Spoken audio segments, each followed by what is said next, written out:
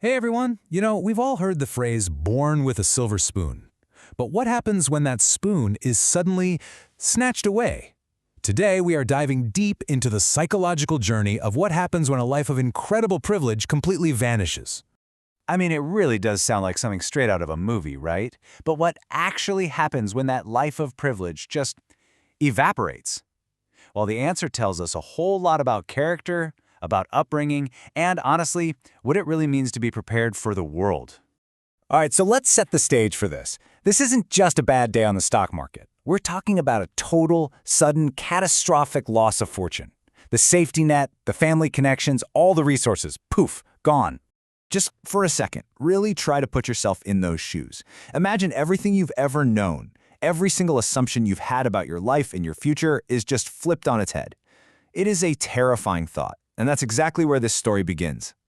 Okay, so the very first thing that hits is what you could call a psychological shockwave. This isn't some slow, gradual decline. It's a sudden, violent crash. And that immediate aftermath? It's just a total blur of confusion, panic, and a deep, profound inability to even process what just happened.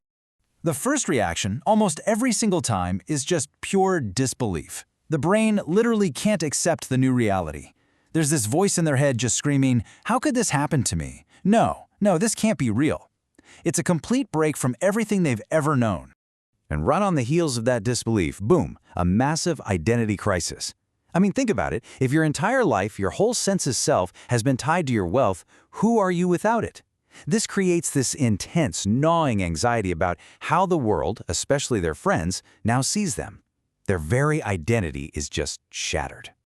And then the practical crisis hits. We're talking about people who, in many cases, have never had to manage their own day-to-day survival. All of a sudden, basic skills that most of us just take for granted, budgeting, cooking, simple planning, they become these massive, insurmountable obstacles.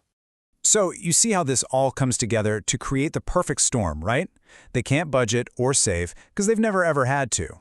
Their spending habits are so baked in that many will actually go into debt, racking up credit card bills just to keep up the appearance of their old life.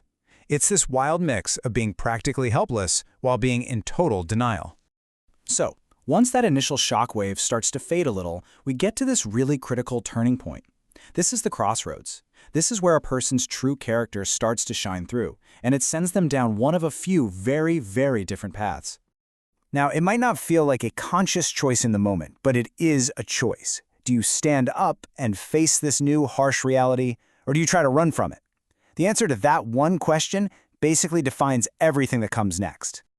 And this breaks down into what are really three classic paths. First, there's the collapse. This is for those who just can't handle the pressure. Then you have the adaptation, for the ones who learn to adjust. And finally, there's the rebound, for the very rare few who actually use the crisis as a launching pad.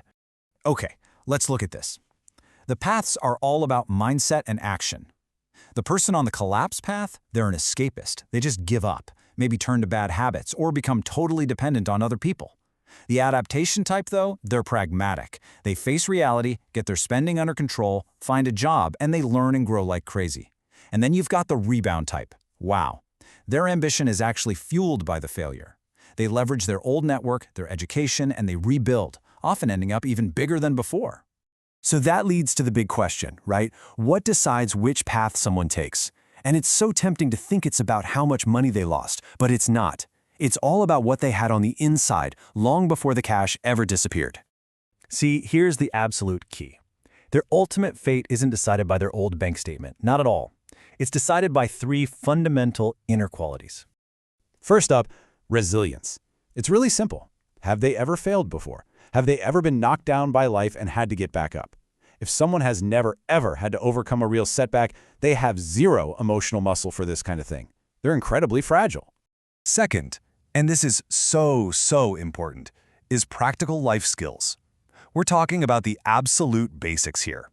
Can you make a budget? Can you plan your week? Can you solve your own problems without just throwing money at them? Without these skills, a person is just lost at sea. And finally, we get to the single most critical factor of all, their mindset. What is their core belief about the world? Is it this entitled view of, the world owes me my old life back? Or is it a mindset of responsibility? Okay, this happened. Time to start again from scratch. That difference, it's everything. And this brings us to such a crucial point, because not all wealthy upbringings are created equal. On one hand, you have the untrained rich, the ones who are coddled, protected, and never taught responsibility. They are the most fragile and the most terrified of falling. But then, on the other hand, you have the trained rich. These are the ones who are taught discipline, hard work, and real skills despite their family's wealth. And in a crisis, they have a huge advantage, using their knowledge and their network as powerful tools to make a comeback. All of this brings us to the final, ultimate lesson from this whole psychological journey. This experience, it isn't really about money at all. It's a brutal, unfiltered test of whether or not you've actually grown up. I just want to let that one sit for a second. It just perfectly captures the whole idea, doesn't it? The crisis doesn't care about your portfolio. It just strips away all the external stuff and reveals whether the person left standing is a capable, resilient adult. You know, people often say that adversity doesn't build character, it reveals it. And after going through all this, it's pretty hard to argue with that. So the final question isn't about them, it's for all of us. If your safety net vanished tomorrow, what would that moment reveal about you?